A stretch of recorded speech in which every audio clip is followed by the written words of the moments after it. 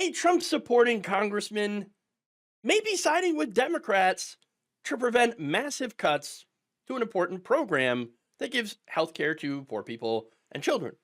Senator Josh Hawley recently came out to oppose a key component of President Donald Trump and the White House's GOP budget proposal, which again is the massive cuts to the Medicaid program. They're looking to cut about $880 billion from that program, along with, of course, over $200 billion from the SNAP program that helps feed hungry people, especially children.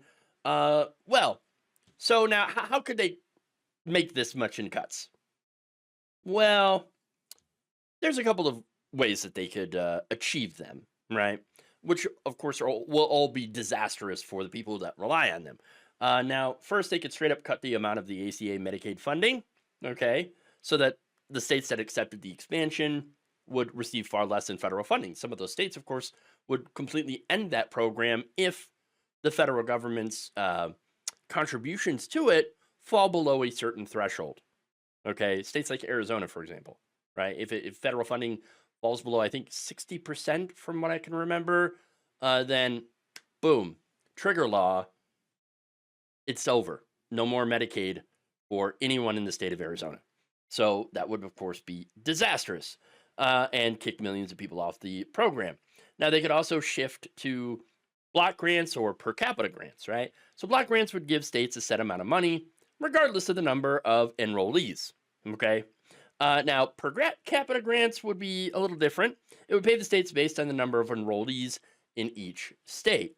So, okay, currently the federal government matches a certain percentage of state spending each year with no cap. Okay, so now that said, another thing they could do is, and this is what's most popular right now with the Republican base, with the Republican Congress, work requirements. So that seems to be the most likely way that they'll try to end up getting these Medicaid cuts. In fact, they already started trying this during Trump's first term. They had allowed several states to condition coverage for adults and whether they were working. Of course, there's a lot of people that are on Medicaid that are working. That is unless, of course, they met exemptions like caregiving or going to school. Now, Arkansas, because of course, became the first to implement this measure. That led to about 18,000 people losing their coverage. Now, that said, federal judges did rule in 2018 that Medicaid does not allow for work requirements in the program. However, this administration, I got to warn you here that they don't really seem too keen on following orders of the court. Okay, so now those are the ways that they could do it. That said, the impact of these cuts would be absolutely disastrous.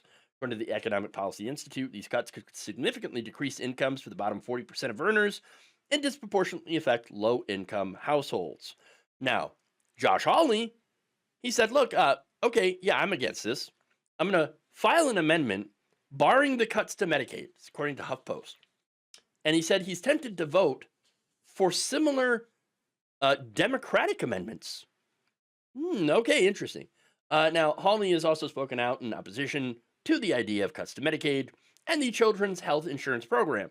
So, and the reason, of course, Republicans are targeting those is because they want to pass massive tax cuts for the rich.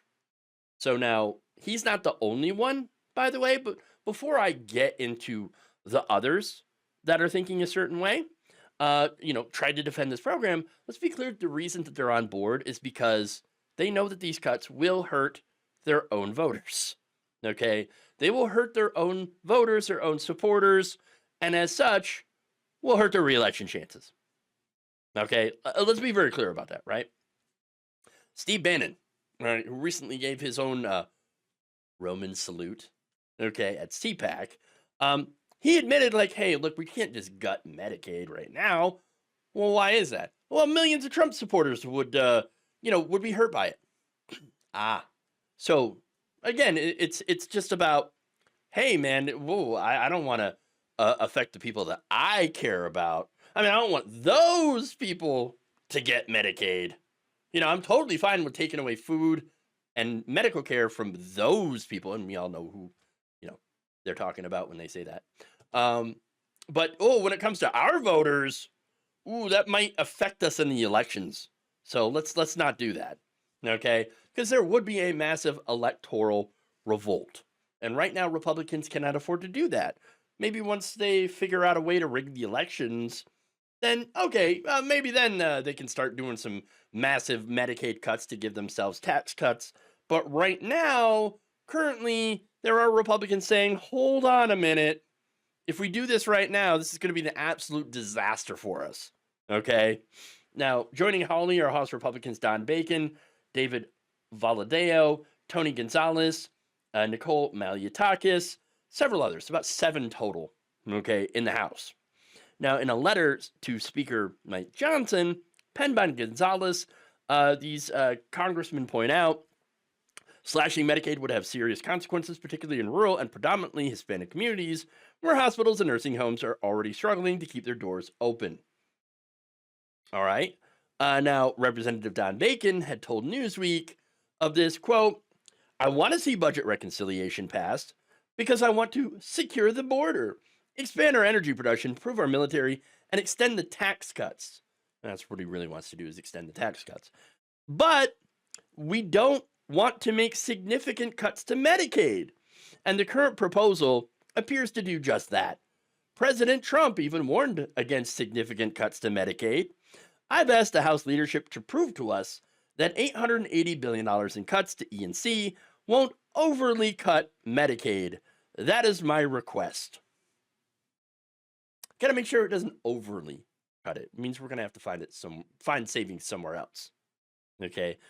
There's really not many places where you can find it, honestly. But I don't know. I think that the answer to that request is going to be denied. Okay? Denied. But wait a minute. Didn't Trump say, I'm not going to cut Medicaid? Yes, he did say that. He's also a liar. Because he then praised the very budget that proposed $880 billion in Medicaid cuts. You know what that means? They're going to do it. They're going to do it. Why? It's because they want tax cuts more than anything for their donors. I'm pretty sure that these congressmen, even though they're saying, well, we're against it, they'll probably still vote for it with the Medicaid cuts in it. Or maybe they'll try to do some tricky math. Again, they have to do that in order to get it through budget reconciliation, which is why they're trying so hard to find some cuts somewhere. Okay? Budget reconciliation only requires a simple majority. That way, Democrats can't block it. So that's why they're going this route. Okay? So I don't have any faith in Republicans actually preventing this bill from going through. Maybe this is all just part of their song and dance to say, oh, we tried so hard to do it, but we just couldn't get it done. Or again, I think they'll come up with some tricky math to try to figure out how to make it work. But that said, it's because they work for their donors. And it's because they're massively afraid of Donald Trump. And what Donald Trump wants more than anything is massive tax cuts for himself. Thank you for watching. If you enjoyed this video, please like, share, subscribe, hit the bell icon in order to get notified whenever a new video is released. And if you want to support independent, progressive media through this difficult time where it seems like everybody is shutting down, you can become a member on our YouTube page, you can become a subscriber on Facebook, or you can go to my Patreon. It's patreon.com/Jeff Waldorf. Thank you.